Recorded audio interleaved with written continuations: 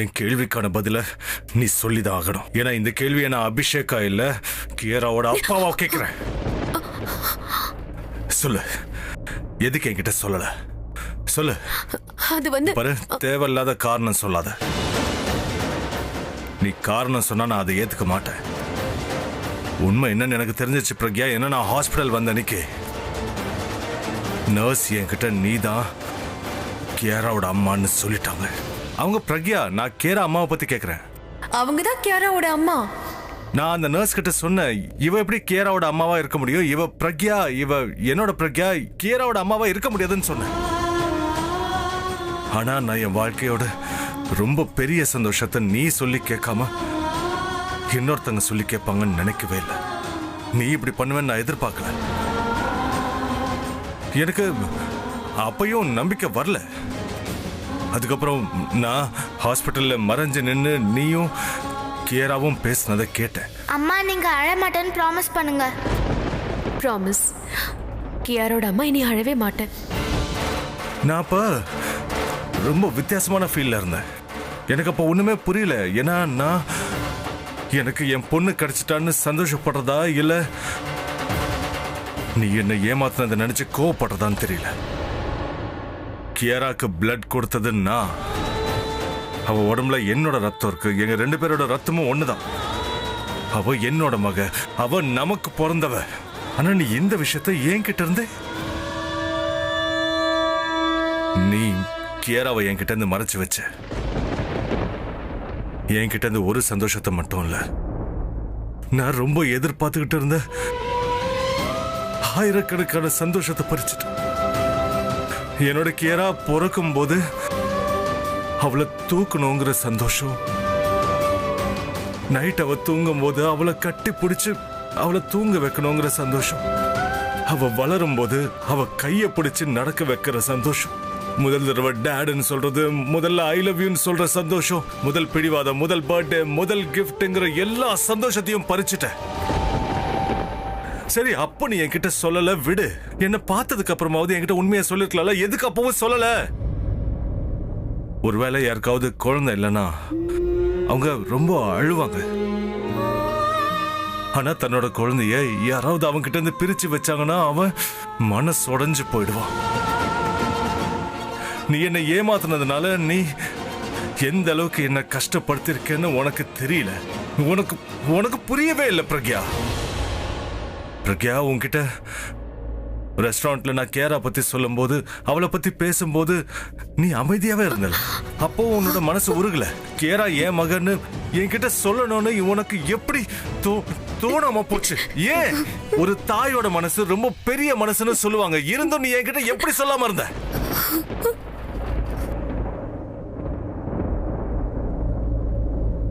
உனக்கு ஞாபகம் இருக்கா?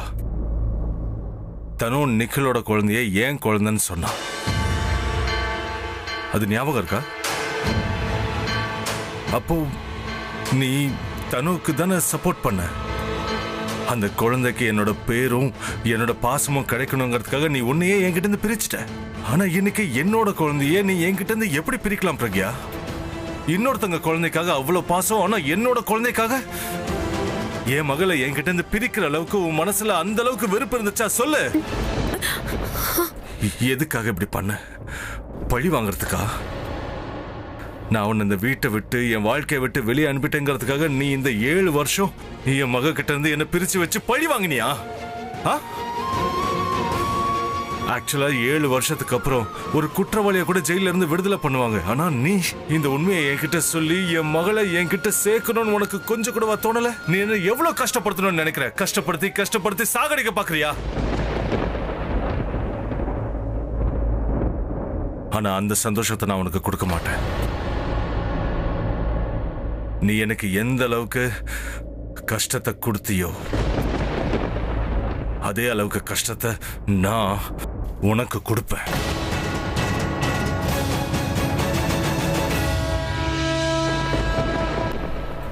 ஏழு வருஷம் நான் என் மகளை விட்டு பிரிஞ்சிருந்தேன். இப்ப வாழ்நாள் முழுக்க நீ உன் மக உன் கூட இல்லாம வாழ போற. இல்ல இல்ல, நான் உன்கிட்ட கேட்கலன்னா உன்கிட்ட சொல்றேன். நான் என்னோட மகளை என் கூட கூட்டிட்டு வந்துருவேன். ஒருவேளை இந்த விஷயத்த நீ என்கிட்ட முன்னாடியே சொல்லியிருந்தனா நான் உன்னையும் என் கூட கூட்டிட்டு வந்திருப்பானா? இப்போ என்னால முடியாது. 7 வருஷம் நீ என்ன கேரா கிட்ட இருந்து பிரிச்சு வச்சிருந்தல, இப்ப அத நான் உனக்கு செய்ய போறேன். வாழ்நாள் முழுக்க. வேண்டாம், இப்படி பண்ணாதீங்க. நீங்க கியாரா என்கிட்ட இருந்து பிரிச்சிடாதீங்க ப்ளீஸ். எனக்கு உன்னோட பெர்மிஷன் தேவையில்ல. நீங்க ஏன் இப்படி பண்ணிட்டு இருக்கீங்க? நான் என்னோட மகளுக்காக என்ன வேணாலும் பண்ணுவேன். நீங்க உன்னால முடிஞ்சதை பாத்துக்க. ப்ளீஸ் நில்லுங்க. கியாரா இல்ல ப்ளீஸ், நீங்க இப்படி பண்ண கூடாதுங்க. அவ என்னோட பொண்ணு. நான் அவளோட அப்பா. எந்த புக்ல அப்பாவை விட அம்மாக்கு தான் உரிமை அதிகம்னு எழுதி இருக்கு? எனக்கு சொல்லு. நான் இதை பண்ணுவேன். நான் அவளோட அப்பா. நான் என் பொண்ணை பெத்திருக்கேன். அதுல எனக்கும் பங்கு இருக்கு. 9 மாசம் அவளை நான் வயித்துல சுமந்திருக்கேன். 7 வருஷம் அவகிட்ட என்ன பிரிச்சு வச்ச. இனிமே ஒரு நிமிஷம் கூட என்னால பிரிஞ்சிருக்க முடியாது. அவளை நீங்க கிட்ட இருந்து பிரிக்க கூடாதுங்க. நான் பிரிப்பேன். அவ உங்க பொண்ணு இல்ல, மிஸ்டர் கிங்கோட பொண்ணு.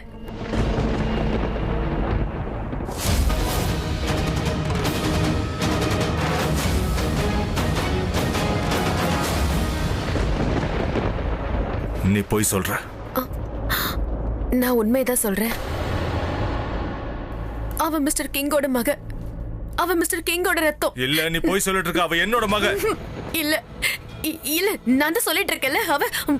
அவ மிஸ்டர் கிங்கோட பொண்ணுதான். நீ மறுபடியும் போய் சொல்ற. அவ நான் பெத்த பொண்ணு. அவ என்னோட மகதான். நீங்க உண்மை தெரிஞ்சும் உண்மை தெரியாத மாதிரி முட்டாள்தனமா பேசிட்டு இருக்கீங்க.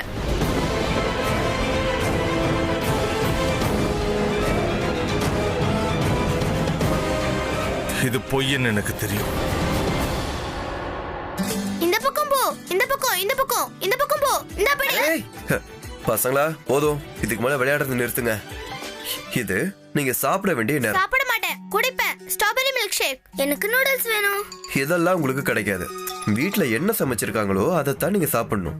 அம்மா சொல்லிட்டு போயிருக்கலாம், ஆனா பார்க்க மாட்டாங்களே. கொடுத்துருங்க. நீங்க அவங்க கிட்ட நாங்க சாப்பிட்டுட்டோம்னு சொல்லுங்க. சிம்பிள். என்னால மேம் கிட்ட போய் சொல்ல முடியாது. சோ சமைச்சிருக்கிறத தான் நீங்க சாப்பிடணும். ஓகே? பால கொடுங்க. அங்கிள், நான் சொல்றது கேளுங்க. அங்கிள், இந்த பெரியவங்க இருக்காங்களே, சின்னவங்கள எப்ப பார்த்தாலும் எல்லா நேரமும் ஆர்டர் பண்ணிக்கிட்டே இருக்காங்க. இத பண்ணுங்க, அத பண்ணுங்க, இப்ப சாப்பிடுங்க, இப்ப தூங்குங்க, இப்ப எந்திரிங்க. ஓ காட். நேத்து கூட எங்க அம்மா அப்பா என்ன ஆர்டர் பண்ணி தூங்க வச்சாங்க. எனக்கு தூக்கம் வரல, ஆனா நான் கண்ணை மூடிக்கிட்டேன். அவங்க நான் தூங்கிட்டேன்னு நினைச்சாங்க.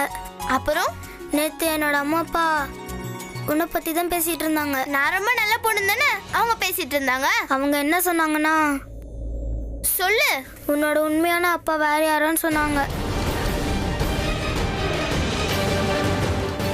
ரியல் ஃபாதரா? அது என்னுடைய டாடி மிஸ்டர் கிங் தானே. அவர் உன்னோட உண்மையான அப்பா கிடையாது. உன்னோட உண்மையான அப்பா வேற யாரோ. என்னோட பேரண்ட்ஸ் பெயர் சொல்லல, ஆனா இது அவங்க உண்மையாலே பேசினாங்க. நான் கேட்ட வரைக்கும் உன்கிட்ட நான் சொல்லிட்டேன். இதுக்கப்புறம் நீ தான் உன்னோட உண்மையான அப்பாவை கண்டுபிடிக்கணும்.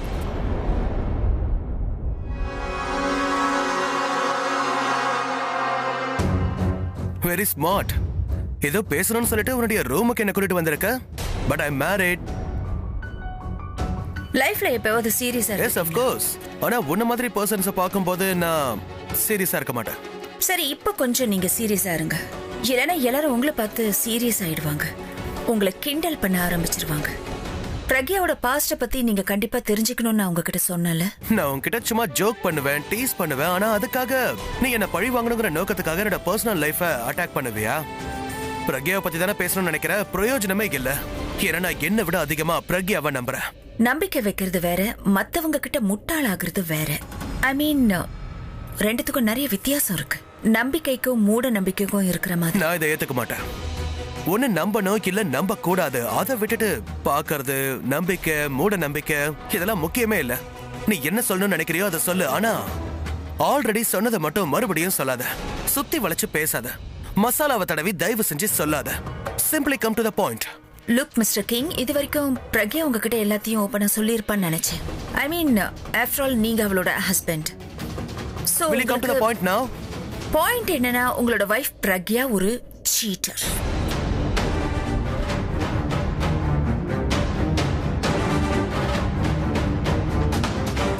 அவ ஒரு ஏமாத்துக்காரி. நீங்க அவளோட ஹஸ்பண்டா இருக்கலாம், ஆனா அவளோட மனசுல வேற யாரோ தான் இருக்காங்க. இந்த விஷயத்தை நீங்க ஏத்துக்கிட்டாலும் சரி, ஏத்துக்கலனாலும் சரி, தட்ஸ் யோர் ப்ராப்ளம். நீங்க அவளோட ஹஸ்பண்டா இருக்கிறதுனால இந்த விஷயம் உங்களுக்கு தெரியணும்னு நான் நினைச்சேன். That's it. பொண்ணு, எக்ஸ்கியூஸ் மீ, என் பொண்ணு ஃபோன் பண்றா. Can I? By the way, அவ உங்க மக கிடையாது.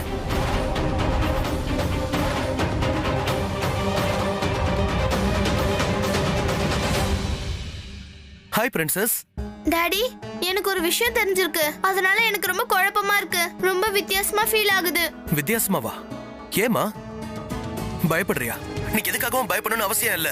நீ கிங் சிங்கோட பொண்ணு. ஒருவேளை ஹாரர் படம் ஓடிக்கிட்டு இருந்தாலும் நீ பயப்படக்கூடாது. ஏன்னா பேய்ன்ற ஒண்ணு இந்த உலகத்துல இல்லவே இல்ல. டாடி, நான் பேய் ஒண்ணு பார்க்கல. நான் முதல்ல ஹாரர் மூவிஸே பார்க்கல. அப்புறம் என்னாச்சு? நான் உங்ககிட்ட ஒண்ணு கேட்கணும். நீ என்கிட்ட என்ன வேணாலும் கேட்கலாம். நீங்க என்னோட ரியல் ஃபாதரா இல்லையா?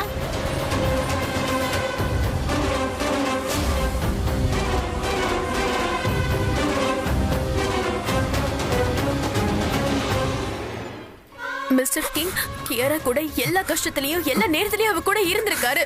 அவர்தான் கியாராக்கு பெஸ்டான டாட். கியாரா,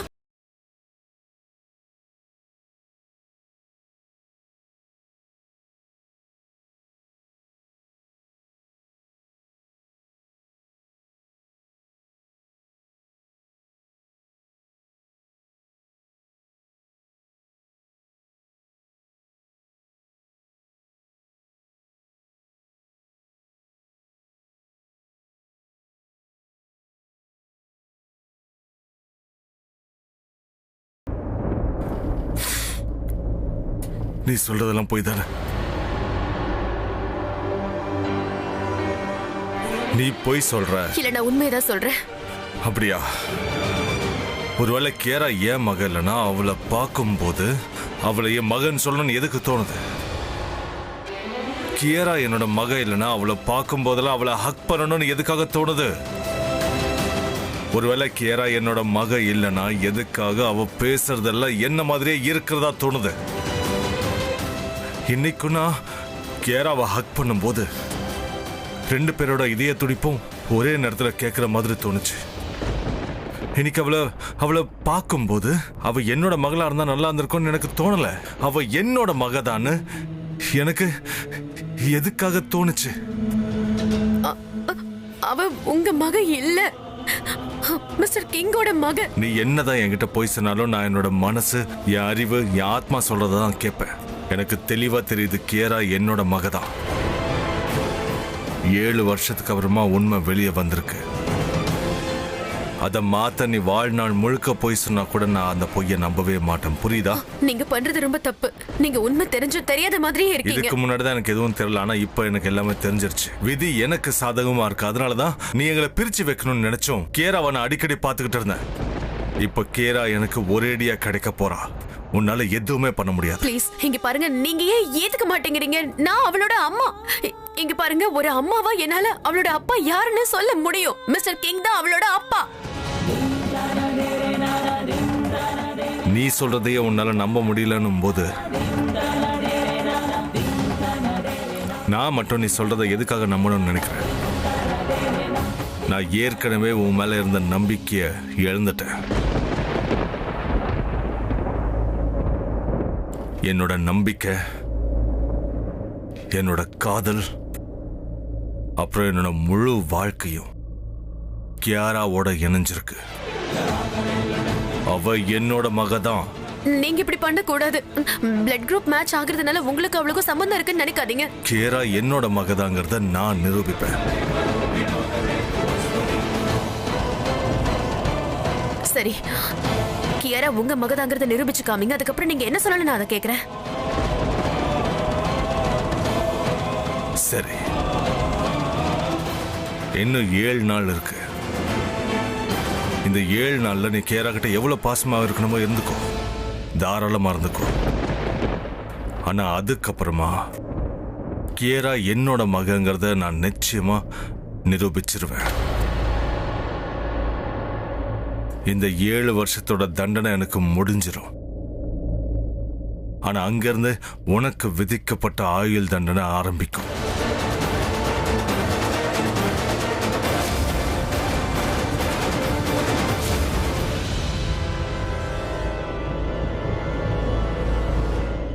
நீ சேலஞ்ச் பண்ணல, இந்த சேலஞ்ச அக்செப்ட் பண்றேன்.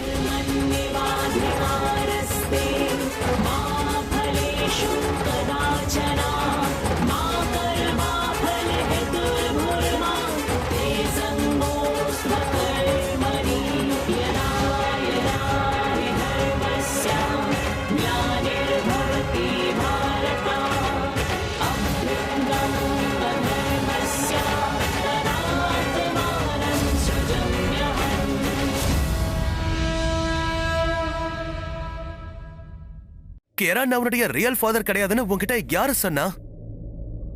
சன்னி தான் சொன்னா. சன்னியா? பட் கியரா அந்த மாதிரி எல்லாம் எதுவுமே கிடையாதுமா. நீ அதையெல்லாம் நம்பாத. ஓகே கியரா, உன்னோட மனசு உன்கிட்ட என்ன சொல்லுது? என்னோட அப்பாவா இல்லையா? கியரா, ஐ ஆம் யுவர் ஃபாதர். நீ என்னோட பிரின்சஸ் தான். ஓகே. சோ யார் உன்னுடைய உண்மையான டாடி? நீங்க. என்னோட பிரின்சஸ் மேல யார் அதிகமா பாசம் வச்சிருக்கிறது? நீங்க. நானும் உங்க மேல ரொம்ப பாசம் வச்சிருக்கேன். That's my good girl. இங்க பாரு, அப்பா சீக்கிரமா வீட்டுக்கு வந்துருவேன். அப்பா வீட்டுக்கு வந்ததுக்கு அப்புறம் உனக்கு ரொம்ப பிடிச்ச அந்த ஃபேவரட்டான பாட்டை உனக்காக ப்ளே பண்ணி காட்டுறேன். ஓகே. அது வரைக்கும் மத்தவங்க என்ன சொன்னாலும் சரி, அதை தயவு செஞ்சு காதுல வாங்கிக்காத. Okay. I love you. I love you too. Bye bye. Alia, I'm sure இதெல்லாம் அவதான் பண்ணிருப்பா. அவதான் பிரக்யாவையும் கியாராவையும் கஷ்டப்படுத்தணுங்கிறதுக்காக போய் சொல்லிக்கிட்டு இருக்கா. ஆலியா தான் யார்கிட்டயோ கியாரா என்னுடைய பொண்ணு இல்லைங்கிறத பத்தி பேசிக்கிட்டு இருந்திருக்கா. அத சன்னி கேட்டிருக்கான். ஆலியா அவளதான் எல்லாம். அவ பிரக்யாவை அவமானப்படுத்தணும்னு நினைக்கிறா. அதனாலதான் என்கிட்ட வந்து அவளோட பாஸ்ட பத்தி தெரிஞ்சுக்கன்னு சொல்றா. இந்த ஆலியாவுக்கு ஒரு நல்ல பாடத்தை கத்துக் கொடுக்கணும். பிரக்யாவையும் அவனுடைய மகளையும் கஷ்டப்படுத்துறதுக்கு அவளுக்கு எந்த உரிமையும் கிடையாது. எனக்கு என்ன ஆனாலும் சரி, ஆனா பிரக்யாவுக்கும் கியாராவுக்கும் எதுவும் ஆக நான் விட மாட்டேன். Excuse me.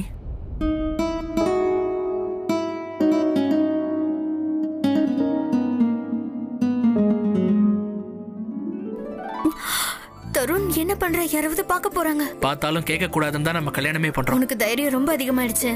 மறந்துடாத, இன்னைக்கு நடந்த போட்டியில நான் தான் ஜெயிச்சேன். வாழ்நாள் முழுக்க நீ நான் சொல்றதுதான் கேட்கணும். ஆனா அந்த கேம் ஃபேமிலிஸ்க்காக தானே நடந்துச்சு. அதாவது உன்னோட ஃபேமிலி சொல்றத எங்க ஃபேமிலி கேட்பாங்க. என்னோட ஃபேமிலி தானே ஜெயிச்சது. என் ஃபேமிலில இருக்கிறது யாரு? நானும் தானே. அப்படி பார்த்தா நான் சொல்றதுதான் நீ கேட்கணும். ஆனா மேடம், கல்யாணத்துக்கு அப்புறம் நீ எங்க வீட்ல தான் இருந்தாகணும். எது எப்படியும் நான் இந்த வீட்ல இருந்தேன்னா அந்த வீட்ல இருந்தேன்னா நான் சொல்றதுதான் நீ கேட்கணும். என்ன நான் என் சித்தப்பா மாதிரி. Yeah right.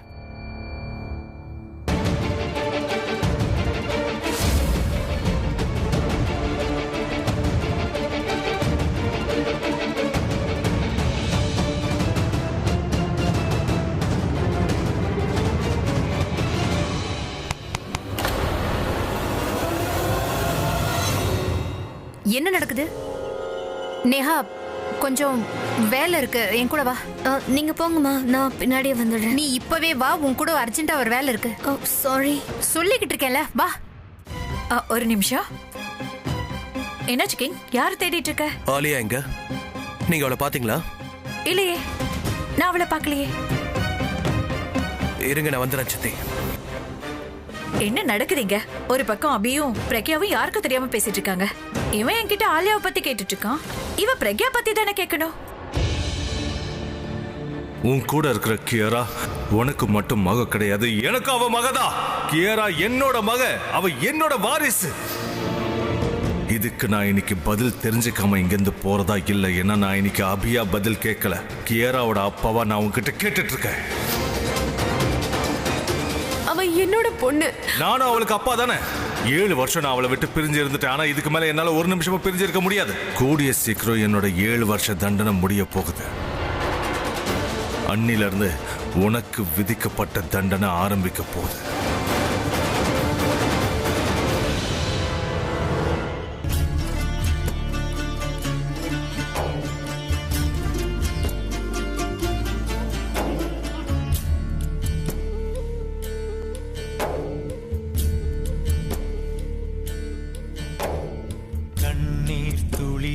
துளியே உன் கவலைகள் துடைத்திடும் கைகள் எங்கே? கடல் மேல் மழை நீர் விழுந்தால் அதை உப்பென்று சொல்லும் உலகம் இங்கே. கண்கள் என்று இருந்து விட்டால் அதில் கண்ணீருக்கும் இடமின்றி போவதில்லை. கடவுளுக்கும் கவலை உண்டு, எங்கும் இன்பம் மட்டும் இருக்கின்ற இதயமில்லை. இந்த பாசம் அது ரொம்ப பொல்லாதது, அதிலே விழுந்தால் நீ எழுந்திட வழியில். கண்ணீர் துளியே துளியே உன் கவலைகள் துடைத்திடும் கைகள் எங்கே. கடல் மேல் மழை நீர் விழுந்தால் அதை உப்பென்று சொல்லும் உலகம் இங்கே.